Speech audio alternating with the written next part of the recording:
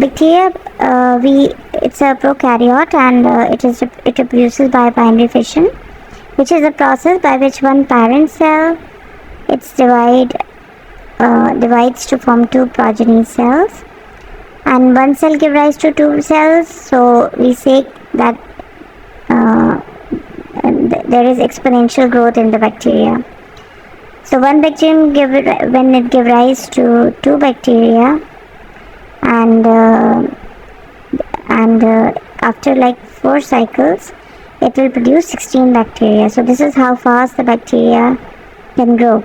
So you can see this is one bacterium, and it is divided into 2 bacteria, and in 30 minutes you can see that in 30 minutes it has divided into 2, and in like 60 minutes you can see it has divided into 4. So in 1 hour one bacterium divides into 4 bacteria.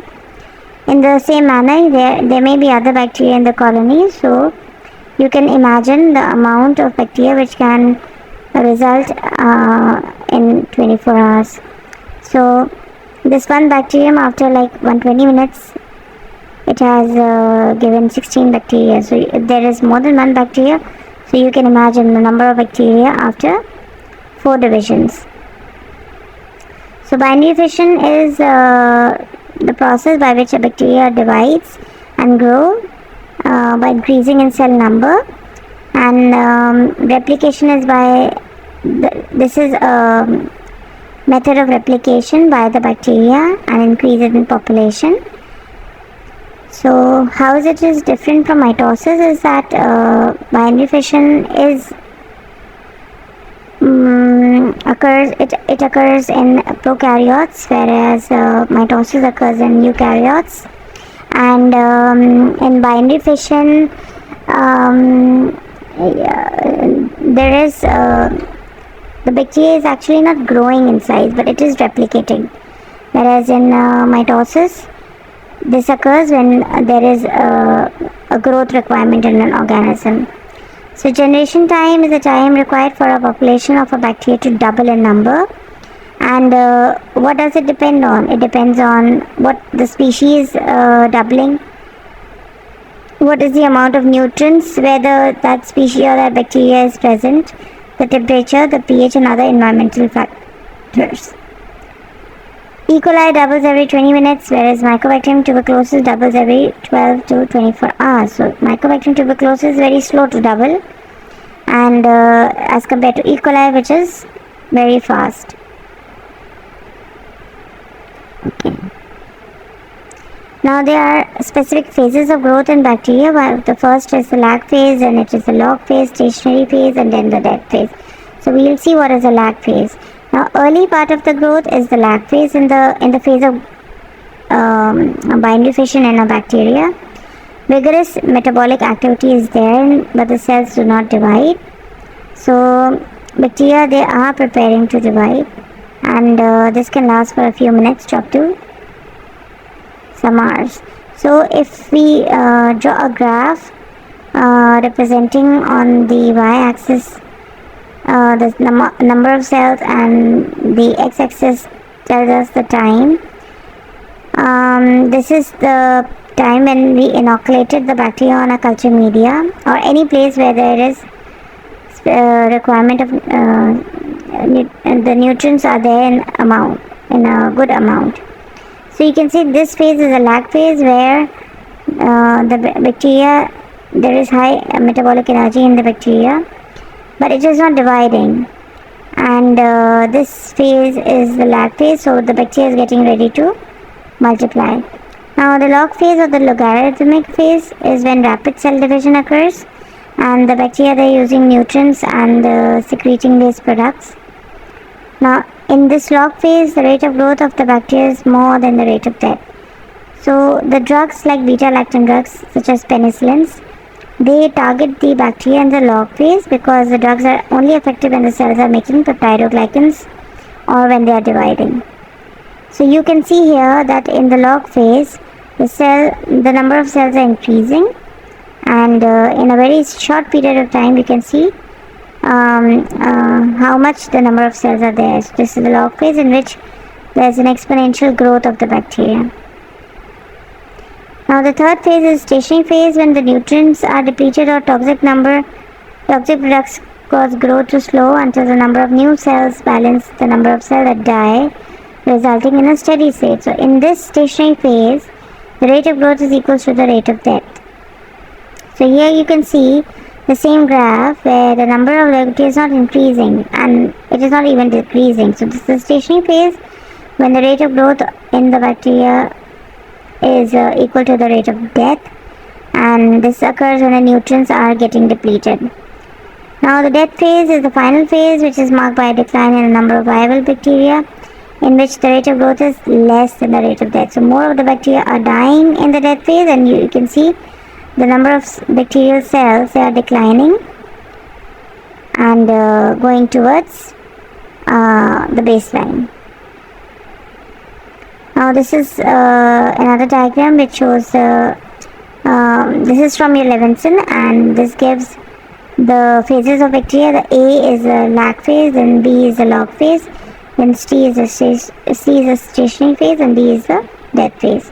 So if in auspice you're asked what is the C phase, what is the phase which is marked by C, so you can tell the examiner that it is a stationary phase, but you have to study the logarithmic number of cells and the time, and then you tell the examiner.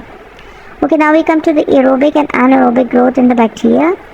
An adequate supply of oxygen enhances the metabolism and growth of the bacteria. Oxygen is important in the final steps of energy production. Use of oxygen generates two toxic molecules, hydrogen peroxide and the free radical superoxide. Now bacteria, they have two enzymes, superoxide dismutase and catalase. Now the superoxide dismutase is capturing this oxygen radical, converting it into hydrogen peroxide, and the catalase is then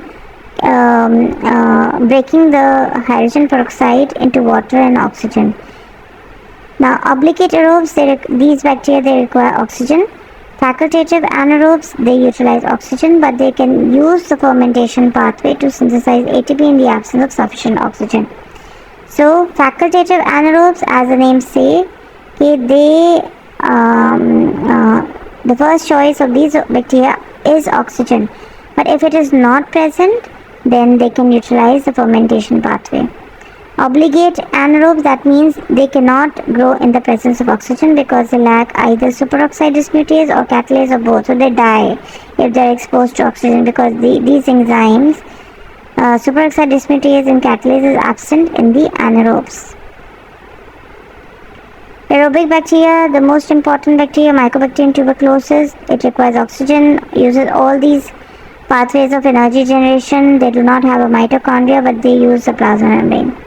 Facultative, they use oxygen, but they do not require oxygen. They can use the fermentation pathway to generate energy, for example E. coli. Obligate anaerobes, they do not require oxygen, and it is toxic to these bacteria like Clostridium. Aerotolerant anaerobes, they do not require oxygen, but oxygen do not cause them harm like Lactobacillus. Microaerophils, they require oxygen less than the atmospheric oxygen, for example Campylobacter jejuni. So here you can see the anaerobes, because they do not, when the oxygen is present, all the oxygen radicals are there, they do not have the superoxide dismutase and catalase, so it results in bacterial death. But whereas in aerobes and facultative, these enzymes are present and they can convert the toxic radicals into non-toxic products. Okay, so obligate aerobes, they are put into a test tube containing media. So you can see that obligate aerobes, they require, they are mostly, they grow where oxygen is present. Facultative, they can grow where oxygen is present as well as where the concentrated oxygen is low. Obligate anaerobes, they require oxygen-free environment. So mostly if they are inoculated in a media, so they occupy the base of the test tube. Microaerophils, they do not require oxygen, and it is not even toxic to them. Aerotolerant is this oxygen does not harm them, and they do not require oxygen. But microaerophils, they require a little bit of oxygen. Now, fermentation of sugars is a metabolic process that consumes sugars and generate energy. The term fermentation refers to the breakdown of sugars like glucose and maltose to pyruvic acid and then to lactic acid. E. coli can be differentiated from Salmonella and Shigella on the basis of fermentation of lactose.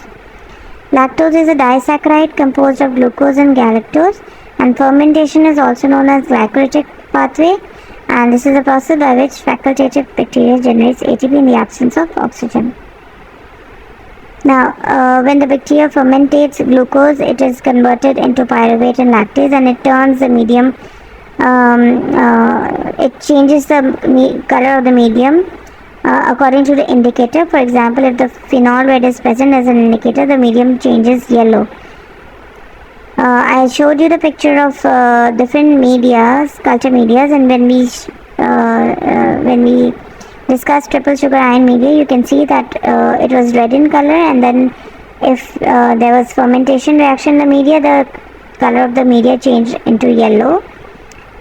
This is the same picture I discussed with you today in the practical of culture media.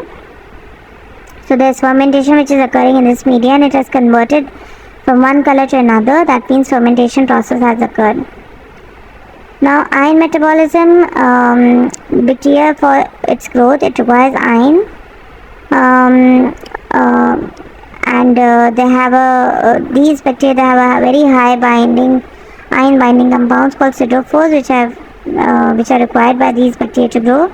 Enterobacter produced by E. coli secreted by the bacteria. They capture the iron by chelating it and then attach to specific receptors on the bacterial surface and are actively transported into a cell where the iron becomes available for use. Okay, now I will discuss with you normal flora of skin. Now, human body contains 10 raised to the power 13, that is more than a trillion cells, and more than a trillion quadrillion जो cells हैं, bacteria हैं human body में. Cells human body के they are more than trillion, and quadrillion bacteria हैं which are occupying numerous places in our body.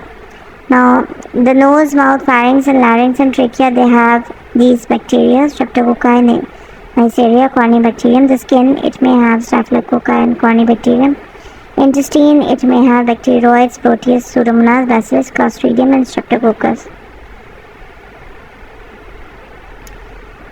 Parasites are those bacteria that live in association with a living thing, and they are dependent on them for nutrients and a suitable environment. Saprophytes